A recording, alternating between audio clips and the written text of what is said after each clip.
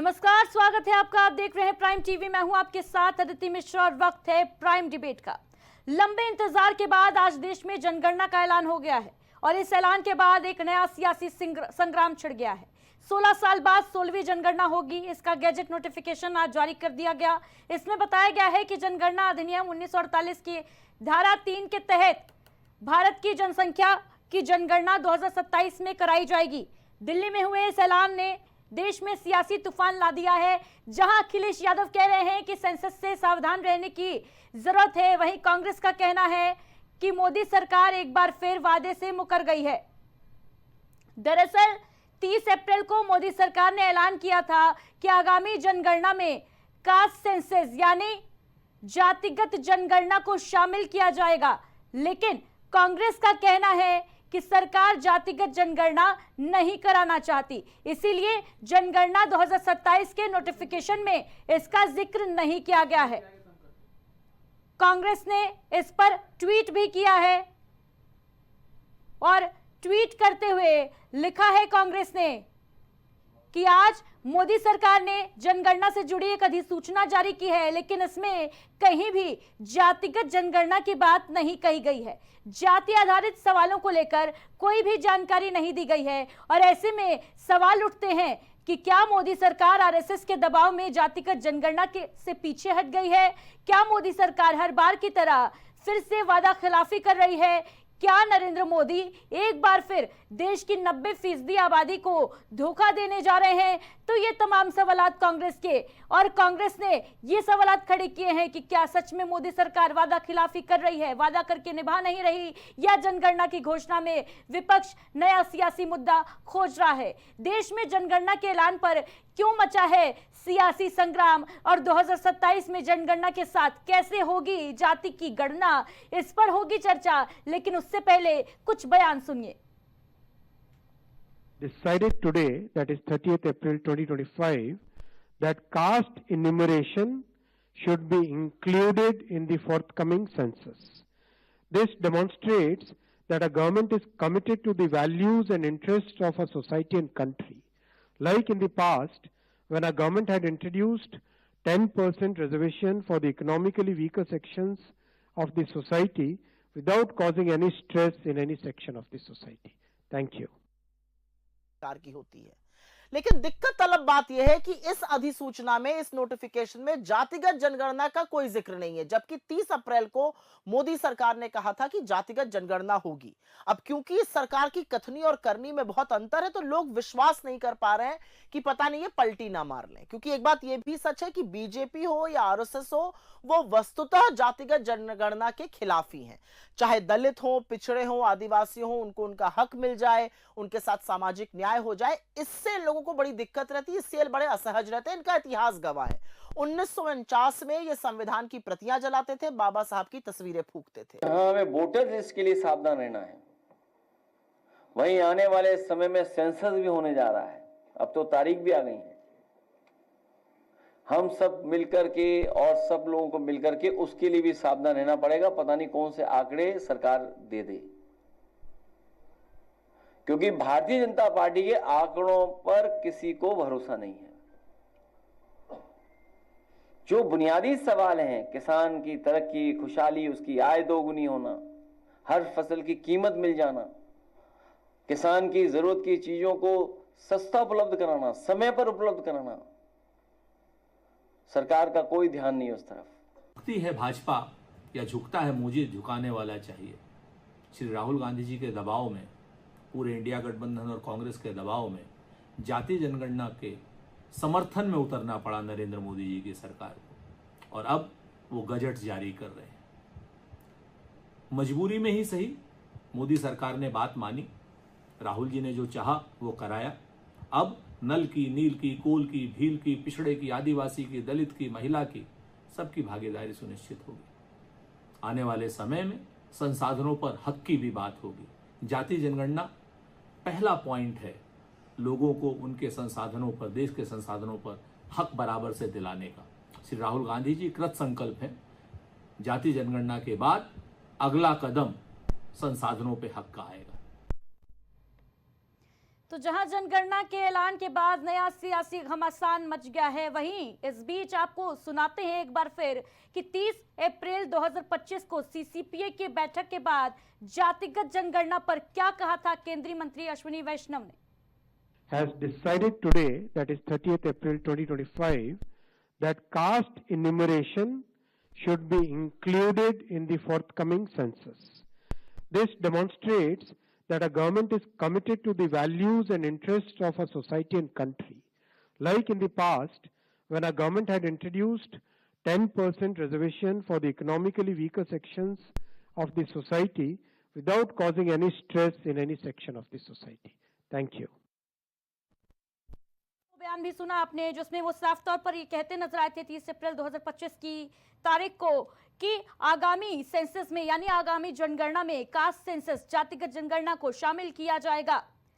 वहीं दूसरी तरफ जनगणना का आज ऐलान कर दिया गया, गैजेट नोटिफिकेशन जो है वो रिलीज कर दिया गया। और इसके बाद जहां कांग्रेस का कहना है कि इसमें जाति की बात तो की ही नहीं गई, ये तो बताया ही नहीं गया कि जनगणना के साथ में जातियों की गणना कैसे होगी, किन बिंदुओं पे की जाएगी, तेलंगाना मॉडल को अपनाया जाएगा या नहीं अपनाया जाएगा, ये तमाम सवालात जो हैं वो कांग्रेस के हैं। वहीं दूसरी तरफ अखिलेश यादव ये कहते नजर आ रहे हैं कि सेंसस से सावधान रहने की जरूरत है, क्या पता क्या आंकड़े सरकार पेश कर दे। और ये जो सियासी संग्राम है वो मचा हुआ है। जनगणना का ऐलान 16 साल के बाद जनगणना होगी 2027 में, इस पर मोहर लग गई, नोटिफिकेशन रिलीज हो गया।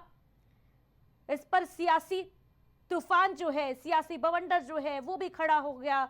जातिगत जनगणना का ऐलान सरकार पहले ही कर चुकी है 30 अप्रैल 2025 का, वो बयान भी हमने आपको सुनाया जब केंद्रीय मंत्री अश्विनी वैष्णव ने ये जानकारी दी कि आगामी जो जनगणना होगी उसमें जातियों की गणना भी होगी। और ये दर्शाता है कि सरकार जो है वो पिछड़ी जातियों के विकास के लिए प्रतिबद्ध है। वहीं दूसरी तरफ आज जब जनगणना का ये नोटिफिकेशन जारी किया गया, जनगणना अधिनियम 1948 की धारा 3 के तहत जनगणना होगी। आखिरी जनगणना भारत में 2011 में हुई थी, लेकिन तब तक उसमें जातियों की गणना शामिल नहीं की जाती थी।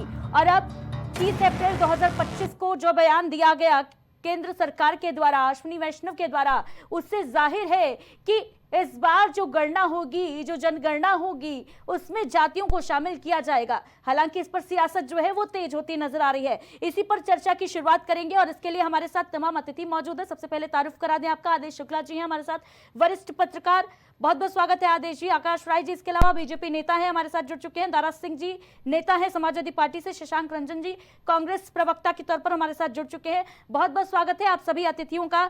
और सबसे पहले आदेश शुक्ला जी, ये जनगणना का ऐलान और उसके ऊपर सियासी बवाल, ये कहा जाने लगा है कि कहीं पलट तो नहीं गई है सरकार, क्या मानते हैं आप, क्या लगता है, क्या जनगणना में जातिगत जनगणना नहीं लिखा है तो क्या नहीं होगी क्या?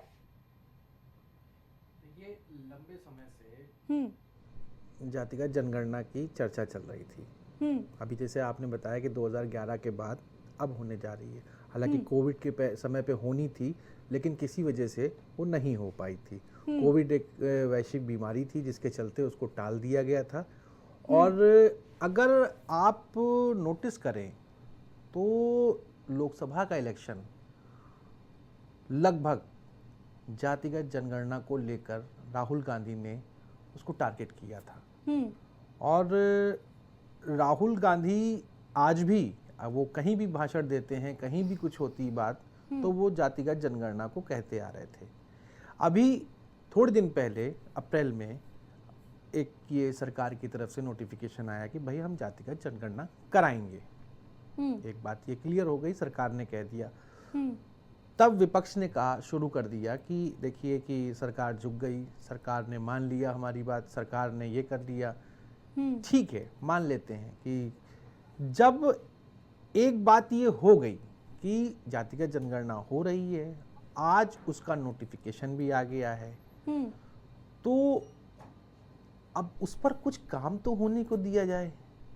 आज ही नोटिफिकेशन आया और आज ही क्या कहते हैं सारी बातें आने लगी कि कैसे जो है ये होगा, और इसमें जाति नहीं लिखा है, इसमें ये नहीं लिखा है, इसमें सावधान, कोई विपक्ष का ये कह रहा है कि ये कराना नहीं चाहते हैं, कोई विपक्ष का ये कह रहा है कि जो है हम ये बात आधी अधूरी कह रहे हैं, कोई विपक्ष का ये कह रहा है कि अगर करा रहे हैं तो सावधान रहना चाहिए। मैं दोनों मैं सारे आदेश शुक्ला जी, कुल मिलाकर कहा जाए तो पहले ये कहा जा रहा था कि पहले ये तो बताएं कि जनगणना कब होगी, तब तो जातिगत जनगणना पर बात आएगी। तारीख और पूछ रहे थे, अब जब बता दिया गया, सरकार की तरफ से गैजेट रिलीज कर दिया गया, नोटिफिकेशन रिलीज कर दी जाती है जनगणना की, तो ये सवाल किया जाता है कि इसमें तो भाई जाति की बात ही नहीं है। ठीक है, शशांक रंजन जी कांग्रेस से प्रवक्ता हैं, और कांग्रेस पार्टी आज एक के बाद एक तमाम नेता जो कांग्रेस के हैं, चाहे सुप्रिया श्रीनेत की बात करें, चाहे जयराम रमेश की बात करें, खुद कांग्रेस पार्टी के ट्विटर हैंडल से भी पोस्ट आता है कि भाई पलटू राम फिर से पलट तो नहीं गए, क्या मोदी ने मन बदल लिया? क्या कहेंगे भाई? पैनल में बैठे सभी साथियों को मेरा प्रणाम। यह भारतीय जनता पार्टी की जो कार्यशैली है कि कहना कुछ और करना कुछ, तो कहते हैं ना कि expected future earning ability on the ground of past activity is known as goodwill.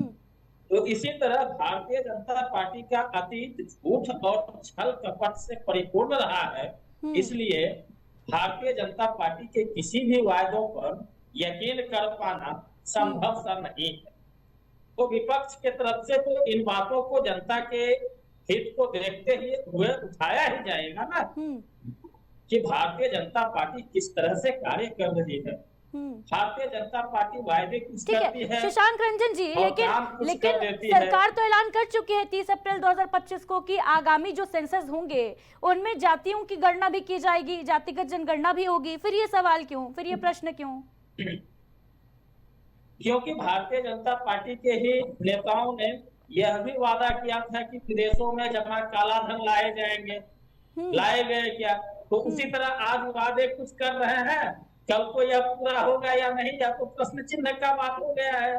तो भारतीय जनता पार्टी के किसी भी बात को प्रासंगिकता देना उचित नहीं समझा जा रहा है, सिर्फ इसलिए क्योंकि भारतीय जनता पार्टी का अतीत वादा खिलाफी से जुड़ा हुआ है। यह वायदे करती है लेकिन उसे निभाती नहीं है, पूरा नहीं करती है, इसलिए इस प्रकार की बातों को विपक्ष के द्वारा उठाया जा रहा है। ठीक है शशांक जी, जवाब ले लेते हैं। दिशा में कदम बढ़ा रही है। ठीक है, विपक्ष के द्वारा इस बात को इसलिए उठाया जा रहा है क्योंकि भारतीय जनता पार्टी वादा पूरा नहीं करती है, वादा करके मुकर जाती है।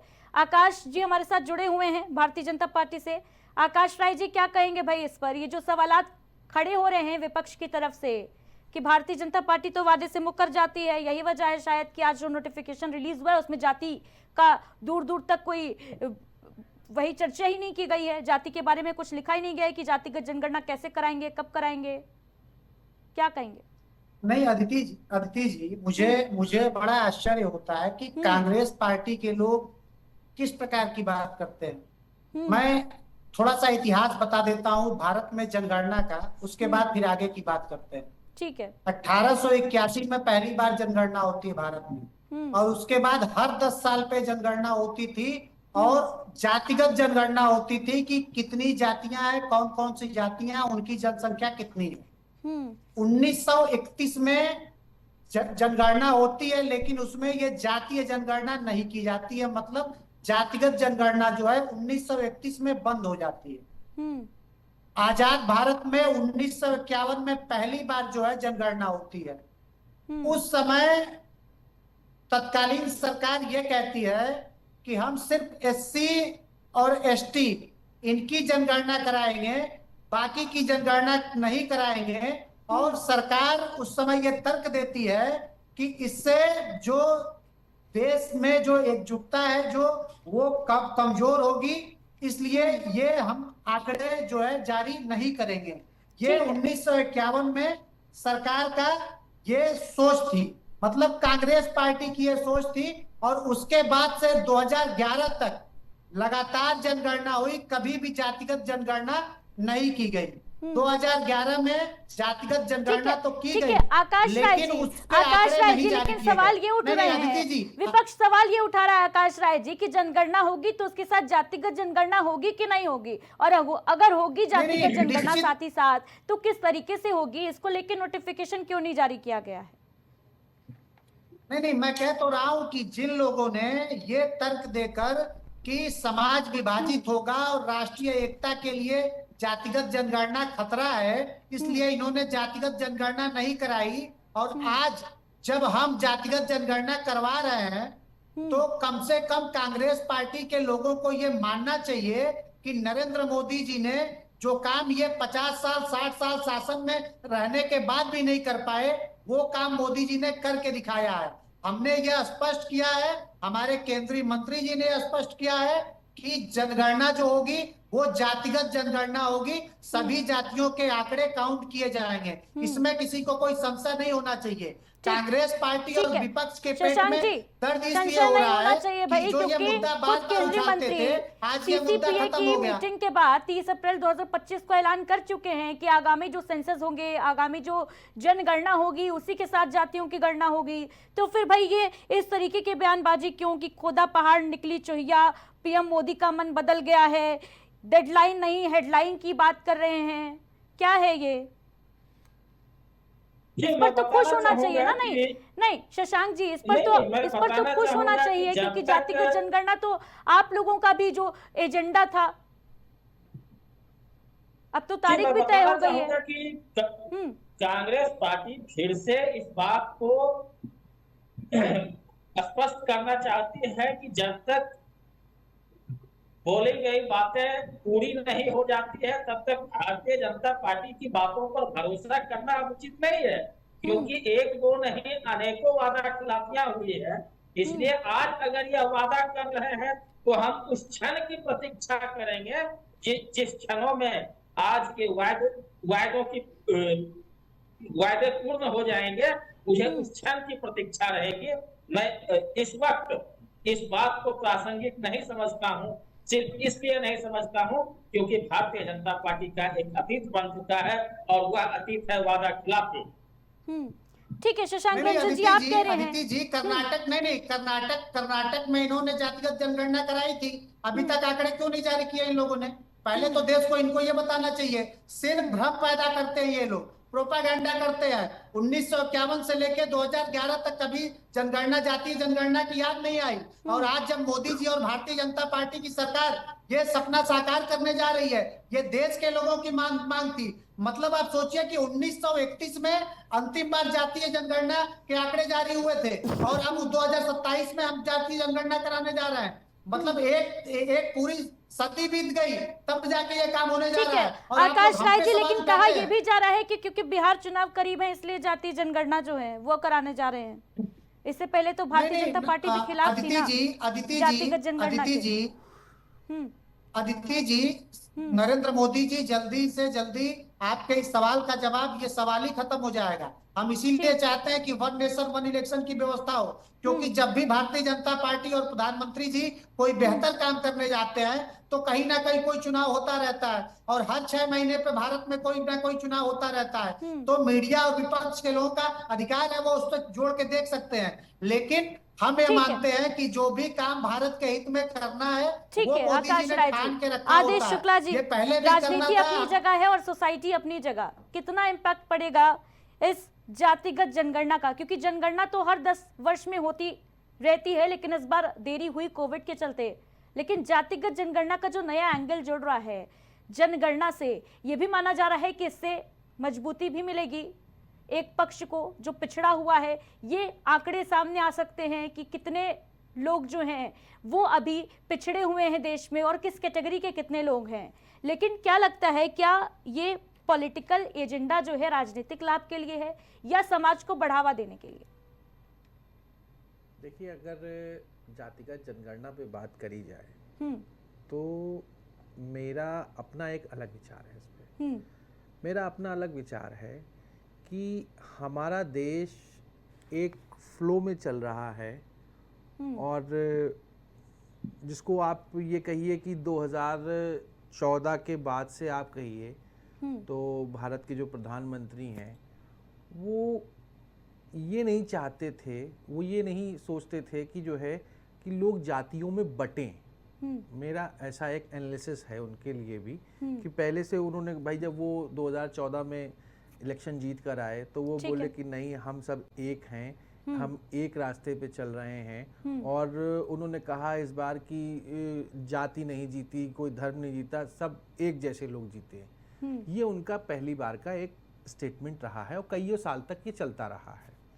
और वो ये कहते थे कि जातियों को बांटने में बड़ा नुकसान होगा। ये देखिए क्षणिक चीज है कि आज जो हम ये सोच रहे हैं कि जातिगत जनगणना से लाभ होने जा रहा है, मुझे, भाई मेरी अपनी ओपिनियन है, मुझे ऐसा नहीं लगता है कि उससे कोई विशेष लाभ होगा।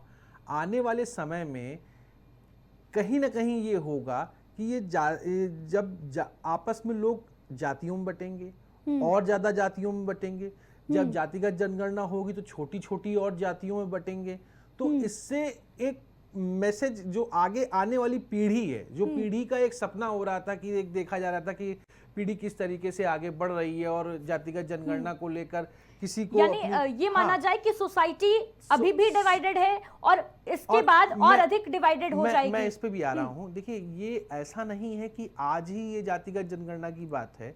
आप किसी भी पॉलिटिकल पार्टी को उठाकर ले लीजिए, तो पॉलिटिकल पार्टी हमेशा से वो जो सीट होती है वो ये जानते हैं कि यहाँ पर इस जाति का प्रभाव है, पहली चीज जी। और वो उसी जाति के प्रभाव से रिलेटेड वहां पे कैंडिडेट खड़ा करते हैं। और वो पॉलिटिकल पार्टियां, चाहे किसी भी पॉलिटिकल पार्टी की आप बात कर लीजिए, चाहे वो बीजेपी हो, चाहे कांग्रेस हो, चाहे समाजवादी पार्टी हो, चाहे देश में जेडीयू वगैरह अन्य जो भी पार्टियां हैं, तो वो कभी भी ऐसा कोई कैंडिडेट नहीं खड़ा करते हैं जो उस विधानसभा में, उस जिले में, जो उसकी जाति को इफेक्ट ना करता हो।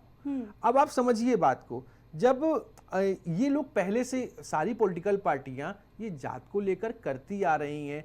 भाई आपको याद होगा 2014 में जब प्रधानमंत्री जीते तो उन्होंने कहा कि जात पर वोट नहीं पड़ा है, एकता पर वोट पड़ा है, सारी बातें हुई। और उसके बाद धीरे धीरे कुछ साल बीते और एक नैरेटिव सेट होने लगा 2022-24 के इलेक्शन में, लोकसभा के पिछले साल जो इलेक्शन हुए थे उसमें राहुल गांधी ने एक ये मैसेज देना शुरू किया कि नहीं, जातिगत जनगणना होना जरूरी है। और वो इस पर अड़े रहे। वो कहते थे कि मैं जब तक जातिगत जनगणना नहीं करा लूंगा शांत नहीं बैठूंगा। अब आप ये समझिए, जब वो पॉलिटिकल पार्टियां पहले से ही वही टिकट दे रही हैं, वही पॉलिटिकल पार्टियां एक नैरेटिव बना कि नहीं जाति पे नहीं बटेगा, सब कुछ एक रहेगा, हम हिंदुस्तानी हैं, सारे लोग एक हैं, तो आने वाले समय में मुझे ऐसा लगता है कि आज इसका चुनाव को लेकर या कुछ पॉलिटिकल पार्टियों को लेकर कुछ लाभ हो जाएगा, आने वाले समय में इसका मुझे लगता है कि कुछ नुकसान भी होगा। बिल्कुल आदेश शुक्ला जी, बड़ी बात आप कह रहे हैं कि आने वाले समय में इसका नुकसान भी हो सकता है, क्योंकि सोसाइटी और अधिक डिवाइड हो सकती है, जो सोशल स्ट्रक्चर है उस पर भी इम्पैक्ट पड़ सकता है। और क्या ये माना जाए आदेश शुक्ला जी, क्योंकि विपक्ष बार बार ये कह रहा है कि भाई राहुल गांधी का प्रेशर था, राहुल गांधी ने इतना प्रेशर क्रिएट कर दिया, विपक्ष ने इतना प्रेशराइज कर दिया गवर्नमेंट को कि ये फैसला लेना पड़ा बिहार चुनाव से पहले जातिगत जनगणना का। देखिए ये स्वाभाविक सी बात है कि प्रेशर तो विपक्ष का काम ही है कि प्रेशर अगर नहीं बनाएगा तो सरकार पर अपना काम बात कैसे कहेगा। और विपक्ष को भी मजबूत होना चाहिए, विपक्ष की बातें सरकार सुनती है। ऐसा नहीं है कि अभी जैसे हमारे कांग्रेस के प्रवक्ता हैं वो ये बार बार ये बात कह रहे हैं कि नहीं साहब, वो हमें लगता नहीं है, जिस तरीके का आज कांग्रेस का ट्वीट आया है कि नहीं ऐसा नहीं हो सकता है, वो पलट जाएंगे, ये उसमें ये नहीं लिखा है, उसमें वो नहीं है। तो मैं ये स्पष्ट करना चाहता हूं कि पहले जो एक सिस्टम बना है, एक नोटिफिकेशन आया है, उस नोटिफिकेशन को लेकर अगर कोई एजेंडा आगे बढ़ाया जा रहा है तो उस एजेंडा को देखा जाएगा कैसे काम हो रहा है, और इस पर स्थिति स्पष्ट हो जाएगी। और कि ये जातिगत जनगणना, मुझे जो लगता है जातिगत जनगणना सारी पॉलिटिकल पार्टियां चाहती भी हैं और नहीं भी चाहती। ठीक है। आदेश शुक्ला जी कह रहे हैं कि पॉलिटिकल पार्टीज जो हैं वो जनगणना चाहती भी हैं, जातिगत जनगणना, और नहीं भी चाहती हैं।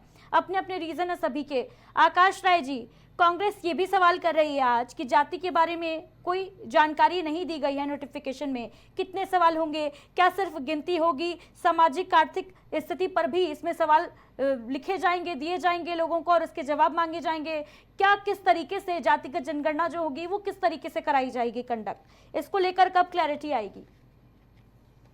नहीं, सारी क्लैरिटी दी जाएगी और एक एक चीज सबको बताई जाएगी, मीडिया को भी, विपक्ष को भी और खास करके आम जनमानस को। देखिए, कांग्रेस पार्टी के लोग, मैं कह तो रहा हूँ कि ये लोग खोखले लोग हैं, झूठ बोलने वाले, जनता को धोखा देने वाले। मतलब 1951 से लेके 2011 तक इनको याद नहीं आई। कर्नाटक में जातिगत जनगणना करवाने के बावजूद आंकड़े नहीं जारी करते हैं, लेकिन प्रोपागेंडा खड़ा करने के लिए हमसे सवाल पूछते हैं। आज जब हमने ये तय कर दिया कि हम जातिगत जनगणना करवाएंगे, कम से कम इनको तो पूरी पार्टी को धन्यवाद ज्ञापित करना चाहिए भारतीय जनता पार्टी के प्रति कि जो इनकी मांग थी उसको भारतीय जनता पार्टी ने कहा है कि ठीक है, चलिए, हम पहले भी ये मानते थे और हम आज भी मानते हैं कि हर एक व्यक्ति को जिसकी जितनी आकाश राय जी जवाब ले लेते हैं। शशांक जी, आकाश राय जी को सुना आपने, कह रहे हैं कि भाई धन्यवाद तो दे दिए होते, कम से कम थैंक यू बोल दिए होते मोदी जी को कि मोदी जी आपने बात मान ली हमारी। धन्यवाद दिया जाएगा, जिस दिन यह कार्य पूर्ण हो जाएंगे उस दिन धन्यवाद भी दिया जाएगा और सरकार की प्रशंसा भी की जाएगी। हम ऐसे विपक्ष नहीं हैं जो सरकार अगर अच्छा काम करे तो उसकी आलोचना करें। आप वादे तो पूरे कीजिए, हम आपका स्वागत करते हैं, हम आपकी अगवानी माला लेकर करेंगे। लेकिन शशांक जी, जब जातिगत जनगणना का ऐलान किया गया था 30 अप्रैल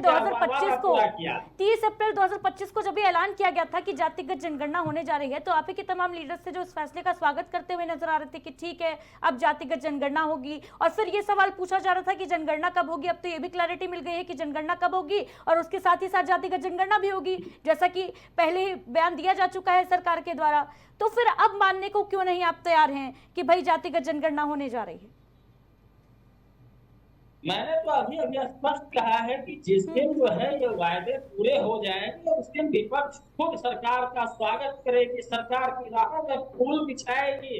हम ऐसे विपक्ष नहीं हैं जो अच्छी चीजों का विरोध करे। सरकार वादे पूरे करे, विपक्ष सरकार के साथ है। ठीक है शशांक जी, लेकिन उस वक्त ये तो नहीं कहेंगे ना अब कि राहुल गांधी ने जातिगत जनगणना करा दी। देखिए, जो जिनकी योजनाएं होती है, जो जिनके कृत्य होते हैं, उसका श्रेय उन्हें ही जाता है। मैं स्पष्ट रूप से फिर से कह देता हूं कि वर्तमान सरकार अगर इस कार्य को सफलतापूर्वक निष्पादित कर लेती है तो इसका श्रेय आदरणीय प्रधानमंत्री सत्ता में तो आपकी भी सरकार थी ना इससे पहले शशांक जी। 2011 में क्यों नहीं डिसीजन ले लिया गया था जातिगत जनगणना का? 2009 में क्यों नहीं ले लिया गया था डिसीजन? समय के साथ परिस्थितियां बदलती है और निर्णय समय के साथ लिए जाते हैं। उस समय अगर आवश्यकता महसूस नहीं हुई तो नहीं किए गए। यानी 75 साल में कांग्रेस की सरकार जब तक रही तब तक ये आवश्यकता महसूस नहीं हुई थी कि जातिगत जनगणना जरूरी है देश के लिए, और जब विपक्ष में कांग्रेस रही तब अचानक ये आवश्यकता महसूस होने लगी कि जातिगत जनगणना जो है जरूरी हो चुकी है। आदेश शुक्ला जी क्या कहेंगे इस पर? ये अचानक जातिगत जनगणना का ख्याल आ जाना, फिर जातिगत जनगणना पे बहस छिड़ जाना, फिर जातिगत जनगणना का ऐलान हो जाना, क्या वजह है इसके पीछे? ये सब चीजें जो है ये सब चीजें पिछले लोकसभा इलेक्शन से चल रही हैं, आज से नहीं चल रही हैं। ये पिछले 1 साल से इसको लेकर टारगेट किया जा रहा है।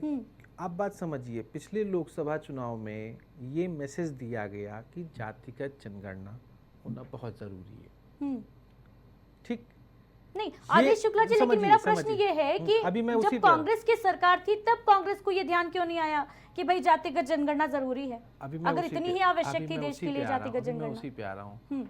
और कांग्रेस ने ये इस मुद्दे को बहुत अच्छे से उठाया जिससे कांग्रेस को लाभ हुआ, उनकी सीटें भी बढ़ी।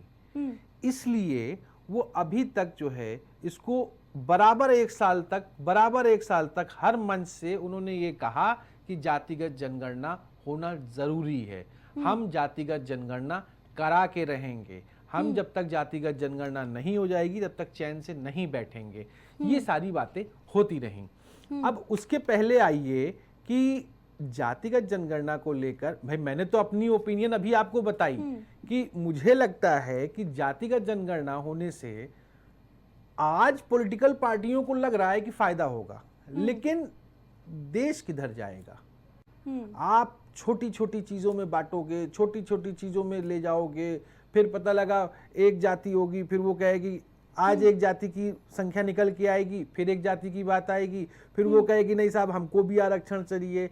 आज बहुत सी ऐसी जातियां हैं जिनको बहुत सी चीजें नहीं हो रही हैं, लेकिन कल को वो छोटे छोटे पॉकेट जब बन जाएंगे। डिवाइड एंड रूल की जो पॉलिसी ब्रिटिश राज में हमने देखी थी, वही अब जो है पॉलिटिकल पार्टी कोशिश करिए। वही मैं समझाना चाह रहा हूं कि जो मेरा अपना मुझे लगता है कि ये आज तो फायदेमंद चीज लग रही है पॉलिटिकल पार्टीज को, आज तो विपक्ष को ये फायदेमंद लग रही है, जिसके दबाव में कहीं हो सकता है कि जो है सेंट्रल गवर्नमेंट ने ये डिसीजन लिया हो, बीजेपी सरकार ने भी डिसीजन लिया हो दबाव में। मैंने एक वर्ड यूज किया दबाव में।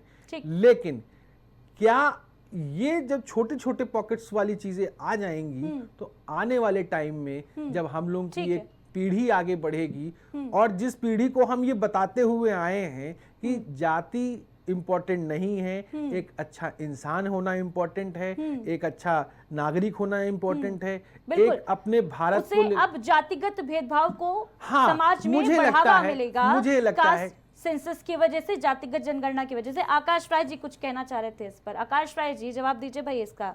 आखिर क्या प्रेशर पड़ गया प्रधानमंत्री नरेंद्र मोदी के ऊपर, मोदी सरकार के ऊपर, जो कल तक ये कहते नजर आ रहे थे कि भाई जातिगत जनगणना जो कराने की बात कहते हैं वो अर्बन नक्सली हैं। अचानक जातिगत जनगणना का ऐलान हो जाता है बिहार चुनाव से पहले और उसके बाद नोटिफिकेशन आता है।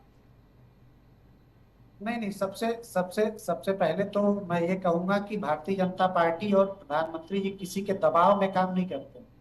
हम लोग जो देश के हित में होता है वो करना चाहते हैं। जातिगत जनगणना कराने का सिर्फ एक मकसद है कि उन जातियों की हमारे पास मतलब संख्या हो कि जो कहीं ना कहीं विकास में पीछे रह गई हैं, कहीं ना कहीं जिनके पास सरकार की योजनाएं विकास जातियों का करना है, नहीं विकास जातियों का करने का मकसद है, या मकसद ये है कि पॉलिटिकल पार्टीज को, पॉलिटिकल कैंडिडेट्स को ये जानकारी मिल जाए सही एकदम ठीक ठाक कि किस सीट पर कितने कैंडिडेट हैं, किसको लुभाने की कोशिश अधिक होनी चाहिए? नहीं, बाबा साहब डॉक्टर भीमराव अंबेडकर जी ने जब संविधान में आरक्षण का प्रावधान किया था तो उस समय स्पष्ट मंशा यही थी कि जो लोग कहीं ना कहीं वंचित रह गए हैं, जो लोग पीछे छूट गए हैं, उनको मुख्य धारा में लाया जाए, उनको आगे किया जाए। और उसी मंशा के अनुरूप हमने जनगणना, जातिगत जनगणना कराने का केंद्र की सरकार ने निर्णय लिया है ताकि हमारी पास उन जातियों की एग्जैक्ट फिगर हो जो कहीं ना कहीं विकास में पीछे रह गए। आकाश राय जी, आप ये कह रहे हैं कि क्योंकि आरक्षण जो बाबा साहब ने दिया उसमें अब चेंजेस करने की आवश्यकता है। मेरा सीधा प्रश्न आपसे ये है आकाश राय जी, मेरा प्रश्न आपसे यही है कि क्या इस जातिगत जनगणना के बाद जो इनवैलिड लोग हैं जिनको आरक्षण का लाभ मिल रहा है, नहीं मिलना चाहिए, क्या उनसे आरक्षण का लाभ छीनेंगे आप? क्या बदलाव किया जाएगा? निश्चित तौर पे अगर किसी तबके में कोई क्रीमी लेयर बनती है, अगर कोई व्यक्ति आरक्षण का लाभ लेके अगर वो डीएम बनता है तो उसके बाद निश्चित तौर पे उनके पास ये सारी सुविधाएं होती हैं कि वो अपने बच्चों को समुचित रूप से पढ़ा सके, उनको व्यवस्थाएं दे सके, तो आने वाली उनकी अगली पीढ़ी को वो जो आरक्षण है वो किसी सुप्रीम कोर्ट के उस जजमेंट का स्वागत क्यों नहीं केंद्र सरकार ने कर दिया? क्यों नहीं चेंजेस कर दिया और एससी कैटेगरी में क्रीमी लेयर क्यों नहीं ले आई सरकार? फिर नहीं, सुप्रीम कोर्ट के निर्णय का स्वागत सब लोगों ने किया है। सुप्रीम कोर्ट ने तो आदेश दिया कि भाई एससी कैटेगरी में आप क्रीमी लेयर लेके आइए। अदिति जी, सबने सुप्रीम कोर्ट के उस निर्णय का स्वागत किया है और चीफ जस्टिस ने जो कहा था उससे हम में से कोई ऐसा नहीं होगा जो उनकी बात से सहमत नहीं होगा। लेकिन एक बात जो समझने योग्य है कि जब तक हमारे पास एग्जैक्ट फिगर नहीं होगा, नहीं, जब तक हमारे पास एग्जैक्ट फिगर नहीं होगा, लोगों की एग्जैक्ट जानकारी नहीं होगी, तब तक हम इम्प्लीमेंट कैसे करेंगे? इसके लिए हमें सबसे पहले ये जातिगत जनगणना करवानी आवश्यक है, और इसलिए हमने ये बड़ा निर्णय लिया है। हम किसी के दबाव में काम करने वाले व्यक्ति नहीं है, वरना राहुल गांधी जी तो ये भी बोलते हैं कि हम सदन में भाषण देंगे तो भूकंप आ जाएगा। ठीक है तो भाई क्या आकाश राय जी, लेकिन जब ओबीसी आरक्षण में जब क्रीमी लेयर का प्रावधान किया गया था तब भी तो कोई आंकड़ा नहीं था ना। नहीं, ठीक है, मैंने कहा ना कि कांग्रेस पार्टी की सरकार ने ही 1951 में ये तर्क देते हुए सिर्फ एससी और एसटीज की गणना कराई थी कि समाज में विभाजन होगा और राष्ट्रीय एकता कमजोर होगी। लेकिन आज समय की ये मांग है कि हमारे पास समुचित आंकड़े नहीं है। बहुत सारी ऐसी जातियां हैं जो विकास में बहुत पीछे छूट गई है। हम लोग गांव से आते हैं, गांव में रहते हैं, हर एक तबके से मिलते हैं, और आज की जरूरत है ये। इस ठीक है आकाश राय जी, आज की जरूरत है जातिगत जनगणना, ये आप कह रहे हैं। शशांक रंजन जी क्या कहेंगे इस पर? आज की जरूरत है जातिगत जनगणना, है तो कांग्रेस कई सालों से कहती नजर आ रही है, और अभी बीते लोकसभा चुनाव में ये मांग तेज हो गई थी राहुल गांधी की। लेकिन सवाल यही है कि क्या जातिगत जनगणना से समाज का जो विकास है उसको बढ़ावा मिलेगा, या समाज में जो एक बंटवारा देखने को मिलता है, विभाजन देखने को मिलता है जातियों के आधार पर, उसको बढ़ावा मिलेगा? देखिए, कांग्रेस पार्टी यह जातिगत जनगणना के माध्यम से यह जानना चाह रही है कि किस जाति में कितने लोग अब आरक्षण के लिए योग्य नहीं रह गए। पहले क्योंकि जिस समय आरक्षण को लागू किया गया उस समय विभाजन का जो स्तर था देश में, हमारे समाज में जो एक खाई थी मनुष्य के बीच में, वह जातीय आधार पर थी। लेकिन आज हालात बदल गए हैं और आज की हालात ऐसी होती जा रही है, यानी जब तक कांग्रेस की सरकार थी तब तक सब उन्हीं लोगों को आरक्षण मिल रहा था, जिन लोगों को आरक्षण मिल रहा था वो एकदम वैलिड थे, वो एकदम पिछड़े तबके से ही आ रहे थे। आज की तारीख में मुझे मेरी बात पूरी करने दिया जाए, मैं जो कहना चाह रहा हूँ कहने दिया जाए। ठीक है, ये बीच में टोकने से जो है गलत मतलब निकल सकता है मेरी बातों का। ठीक है, शशांक रंजन की मैं बात कह रहा हूँ कि जिस समय आरक्षण को लागू किया गया था इस देश में जातीय आधार पर, उस समय समाज में वैसे वर्गों को सम्मान प्राप्त नहीं था, या अंग्रेजों का बोया हुआ एक ऐसा बीज था जो हमारे समाज में खाई पैदा किया, और कांग्रेस पार्टी ने उन्हें सम्मान देने का काम किया आरक्षण के माध्यम से। और आज की जरूरत ऐसी है कि इस चीज को समझना है कि क्या उस आरक्षण से वैसे तबके उभर पाए या नहीं, और अगर उभर गए तो फिर जो है नई व्यवस्था को लागू किया जा सकता है, आरक्षण के प्रावधानों में बदलाव किया जा सकता है, और आज के जो जरूरतमंद लोग हैं उन्हें आरक्षण देकर आगे बढ़ाया जा सकता है। कांग्रेस पार्टी ने सदैव से राष्ट्रहित और राष्ट्र की जनता के बीच में समन्वय स्थापित करने का काम किया है और आगे भी करती रहेगी। ठीक है शशांक रंजन जी, लेकिन जब जातिगत आरक्षण की शुरुआत की गई थी ब्रिटिश राज में, तब तो मकसद यही था ना कि डिवाइड एंड रूल किया जाए, सोसाइटी को जो है गुटों में बांट दिया जाए और शासन करें हम। देखिए, अंग्रेजों की क्या नीति थी मैं इस पर चर्चा करना उचित नहीं समझता हूँ, क्योंकि अंग्रेज भारत को लूटने आए थे और कांग्रेस उस लूटे हुए भारत को संवारने का काम किया है। और कांग्रेस की आरक्षण नीति और अंग्रेजों की आरक्षण नीति की तुलना नहीं की जा सकती है। जिस कांग्रेस और अंग्रेज के बीच दुश्मन का संबंध रहा है, कभी मित्रवत संबंध नहीं रहा है, उसकी तुलना कैसी? ठीक है, आदेश शुक्ला जी क्या कहेंगे इस पर? सभी राजनीतिक दल एक सुर में यही कह रहे हैं कि भाई जातिगत आरक्षण जो है उससे समाज का विकास हो जाएगा। देखिए, ये बातें आज से तो कहीं नहीं जा रही हैं, बड़े लंबे समय से कही जा रही हैं कि सभी समाज का विकास हो जाएगा, सभी लोग आगे बढ़ जाएंगे, सभी लोगों को तरक्की हो जाएगी। लेकिन इसमें किसकी कमी रही है? इसमें किसकी कमी रही है? इसमें तो कमियां भाई सरकारों की रही है ना। सरकारें अपने टाइम पर उनको जो ठोस निर्णय लेने चाहिए थे, जो कड़े निर्णय लेने चाहिए थे, उन्होंने नहीं लिए, जिसका खामियाजा आज तक भुगतना पड़ रहा है। चाहे ये आप पहले की सरकार की बात करिए, चाहे जो अभी चल रही है की सरकार की बात करिए। और जो मैं उसी बात पे अपनी बात पे आता हूँ कि ये जो जातिगत जनगणना को लेकर एक प्रोपेगेंडा बनाया गया, प्रोपेगेंडा चलाया गया और उस पर जो है किसी सरकार के नोटिफिकेशन भी आ गया, सरकार ने एक आदेश भी जारी कर दिया कि अब हम जातिगत जनगणना कराएंगे।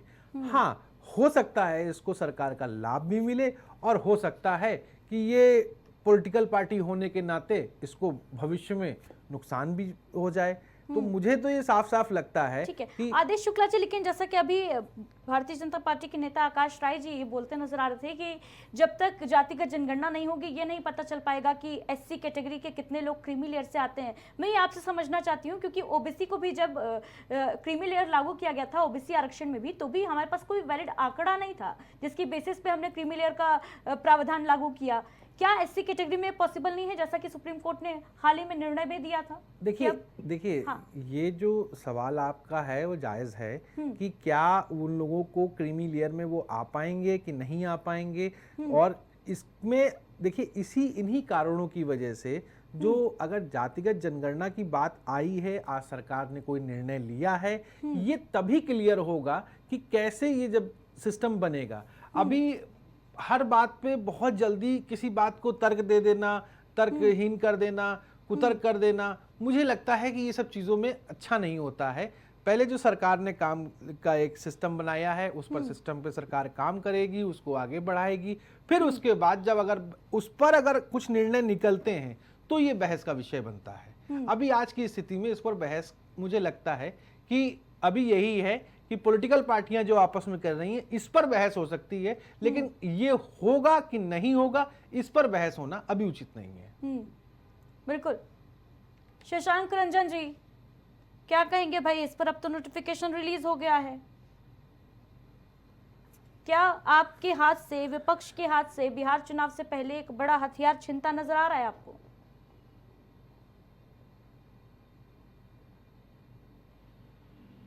बल्कि हमारी अवस्था ऐसी है कि देश की जनता आज भी हमें अपने दिलों में स्थान देती है और यह कोई मुद्दा नहीं है। मुद्दा जो है अगर बिहार चुनाव में कोई होगा तो वह बिहार विभाजन का होगा, क्योंकि बिहार के विभाजन होने से बिहार में रोजगार के जो अवसर थे वह समाप्त हो चुके हैं, लगभग समाप्त हो चुके हैं। और बिहार में पलायन का सबसे बड़ा वजह है बिहार का वर्ष 2000 ईस्वी में विभाजन होना है, जिसका श्रेय भारतीय जनता पार्टी को जाती है कि उनके अथक प्रयासों से झारखंड का गठन हुआ। इस चुनाव में सबसे बड़ा मुद्दा यही होगा। ये जातीय जनगणना किसी प्रकार का मुद्दा नहीं है। शशांक रंजन जी आप कह रहे हैं जातीय जनगणना किसी प्रकार का मुद्दा नहीं है, तो फिर इतने जोरों शोरों से उठाया क्यों गया विपक्ष के द्वारा?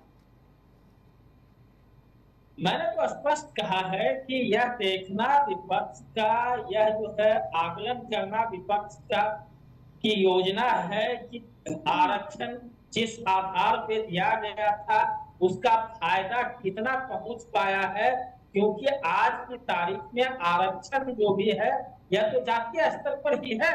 तो क्या उस आरक्षण का लाभ लोगों को मिला, क्या उस आरक्षण से आम जनमानस लाभान्वित हुए, यह आकलन करते हुए राष्ट्र हित में नई योजनाओं को प्रस्तुत करना विपक्ष का जो योजना है। बिहार चुनाव में यह जातीय जनगणना कोई मुद्दा नहीं रखता। ठीक है शशांक रंजन जी आप कह रहे हैं बिहार चुनाव में जाति जनगणना मुद्दा नहीं है, लेकिन जब जाति जनगणना का ऐलान हुआ तब तो आप ही के नेता बड़े जोर शोर से ये कहते नजर आ रहे थे कि देखो बिहार चुनाव करीब है, इस वजह से मोदी सरकार ने ये फैसला ले लिया जो पहले इससे बच रही थी, बिहार को साधने की कोशिश कर रही है सरकार। आप कह रहे हैं मुद्दा ही नहीं है। आकाश राय जी क्या कहेंगे इस पर? नहीं देखिए, मैंने कहा ना कि जो पार्टी के नेता मुद्दा विहीन है, जो पार्टी मुद्दा विहीन है, उनके प्रवक्ता भी मुद्दा विहीन होंगे। अभी तक यही लोग हर मंच पे चिल्ला के कहते थे कि जातिगत जनगणना होनी चाहिए, जातिगत जनगणना होनी चाहिए। आज जब सरकार ने यह तय कर दिया कि होगी, तब ये कहते हैं कि ये तो कोई मुद्दा ही नहीं था। मतलब ये जनता को खेल समझते हैं, लेकिन भारतीय जनता पार्टी के साथ ऐसा नहीं है। भारतीय जनता पार्टी ये कहती है कि सबका साथ, सबका विकास, सबका विश्वास और सबका प्रयास। हम सबको साथ लेके चलना चाहते हैं, हम सामूहिक राजनीति की बात करते हैं। इसलिए जातिगत जनगणना होने के बाद जो पंक्ति में पीछे रह गए लोग हैं उनका एग्जैक्ट फिगर हमारे पास होगा। और जिस प्रकार से पिछले 11 सालों में आदरणीय प्रधानमंत्री जी के नेतृत्व में हमने पूरे देश में, सिर्फ उत्तर प्रदेश की मैं बात नहीं करता, पूरे देश में जिस प्रकार से लोगों को गरीबी से बाहर निकाला है, जिस प्रकार से गरीबों को आवास शौचालय उपलब्ध कराया है, जिस प्रकार से 80 करोड़ से लगभग कुछ अधिक लोगों को ही हम राशन उपलब्ध ठीक है करा रहे आकाश राज जी, हैं। ये शशांक सारी शशांक जी योजनाएं कुछ कहना चाह रहे हैं, सुन हम लेते हैं। और शशांक बेहतर रंजन तरीके से लोगों ठीक तक है। पहुंचा सके, इस प्रयास में ठीक ये है कदम बहुत शशांक जी, महत्वपूर्ण था। शशांक जी कुछ कहना चाह रहे हैं। जी, मैं बताना चाहूंगा कि बिहार विधानसभा चुनाव 2025 में जातिगत जनगणना भारतीय जनता पार्टी की ओर से इसलिए कोई मुद्दा नहीं हो सकता है क्योंकि बिहार की जनता भी इस चीज को समझ रही है कि जिस तरह आदरणीय प्रधानमंत्री जी वर्ष 2015 के बिहार विधानसभा चुनाव के दौरान बिहार को 1.25 लाख करोड़ के पैकेज का वादा किया था, वैसा ही जो है यह जातिगत जनगणना भी जो है सिर्फ कहीं ना हो जाए। इसलिए जो है बिहार विधानसभा चुनाव में यह जातिगत जनगणना कोई मायने नहीं रखता है। ठीक है शशांक जी, आप कह रहे हैं जातिगत जनगणना बिहार चुनाव में मायने नहीं रखता है, लेकिन अभी हाल ही में राहुल गांधी जब बिहार की धरती पे थे तो राहुल गांधी यही कहते नजर आ रहे थे कि जातिगत जनगणना हम करवा के रहेंगे। इसके पीछे क्या वजह है? जातिगत जनगणना करवाने की बात कही थी आदरणीय राहुल जी ने, लेकिन उसे राजनीतिक मुद्दा बनाने का बात नहीं किया। और आज हम एक बार फिर से इस बात को दोहराते हैं, जातिगत जनगणना का हथियार छिन गया तो वो मुद्दा ही नहीं रहा। ठीक है, की स्थिति में ठीक है, पैकेज वाला होने जा रहा है। आप बिहार की आधी से ज्यादा आबादी पिछड़ी आबादी है, जो जातिगत जनगणना की जोरों शोरों से मांग हो रही थी बिहार में। उसके बाद ही ये ख्याल आया विपक्ष को, बिहार चुनाव से पहले वहां पर जाकर वहां की धरती से राहुल गांधी बोलते नजर आए थे कि जातिगत जनगणना तो करवा के रहेंगे, और आप कह रहे हैं कि मुद्दा ही नहीं है। आदेश शुक्ला जी वो कुछ कह रहे हैं कि बात सुन ली जाए। शशांक रंजन जी बात कंप्लीट करिए अपनी। जी, मैंने स्पष्ट कहा है कि यह चुनाव में कोई मुद्दा नहीं है, मुद्दा राजनीतिक रूप से है, लेकिन बिहार विधानसभा चुनाव में यह कोई मुद्दा नहीं है। बिहार नहीं, असल में शशांक भाई को ये पता है कि बिहार चुनाव का नतीजा क्या होना है। ये मुस्कुरा बहुत रहे हैं क्योंकि शशांक जी फिलहाल यही लग रहा है कि आपके हाथ से मुद्दा खिसक गया है, इसलिए कांग्रेस के लिए ये मुद्दा नहीं रह गया है। आदेश शुक्ला जी देखिए, कांग्रेस के लिए ये मुद्दा है कि नहीं है, अब आने वाले समय में बिहार चुनाव बहुत तेजी से आगे आता हुआ नजर आ रहा है। मुझे लगता है जैसे जैसे गर्मी का माहौल हल्का होगा वैसे वैसे बिहार चुनाव की एक तारीखें आना शुरू हो जाएंगी। जैसे जैसे हल्की सी गर्मी में थोड़ी सी नमी आएगी वैसे वैसे बिहार में गर्मी शुरू हो जाएगी इलेक्शन की। और अब ये देखना तय होगा कि बिहार में इस बार कांग्रेस पार्टी कितना गेन करती है, कितना आगे बढ़ती है। मुझे ये एक रहेगा कि भाई अगर आप लोकसभा इलेक्शन के बाद देखिए तो लोकसभा इलेक्शन के बाद मुझे लगता है 2-3 इलेक्शन हो चुके हैं, जिसमें हरियाणा का भी हो चुका है। कांग्रेस पार्टी को वहाँ पर भी अच्छा प्रदर्शन नहीं मिला। हालांकि कांग्रेस पार्टी वहाँ पर लड़ना बहुत अच्छे से चाह रही थी। वहाँ क्या हुआ, गुटों में बदलाव हो गया। कांग्रेस पार्टी के 2 गुट वहाँ चलने लगे, 3 गुट चलने लगे थे। आपको याद होगा, एक शैल्या कुमारी का गुट चल रहा था, एक क्या कहते हैं दीपेंद्र हुड्डा का गुट चल रहा था, एक वो रणदीप सुरजेवाला का गुट चल रहा था। वहाँ तीनों की अलग अलग यात्राएं चल रही थीं। आपको याद होगा जी। अगर आप उस पर अगर इनसे कांग्रेस के प्रवक्ता से पूछिए कि ये लोग कह रहे थे कि हम लोग सरकार बना लेंगे, तो ऐसा क्या हुआ कि वहां पर भी पिछले सरकार ही रिपीट कर गई और वहां 10 साल से सरकार है, लंबे समय से सरकार है। मुझे लगता है, शायद मैं अपने शब्द वापस लेता हूँ, 10 साल से है कि नहीं है, लेकिन मुझे लगता है मनोहर लाल खट्टर वहां पे लंबे समय तक सीएम रहे। उसके बाद वहां पर सीएम चेंज करने के बाद दोबारा ये सीएम रिपीट हो गए। तो अब ये देखना है कि ठीक है, हम मानते हैं कि इंडिया गठबंधन के थ्रू कांग्रेस जाएगी बिहार में, फिर क्या होगा कि क्या कांग्रेस के जो एक एक कार्यकर्ता हैं उनको फिर वही चीज़ सोचने को मिलेगी? क्या वो आरजेडी और उनके साथ लड़ेंगे चुनाव?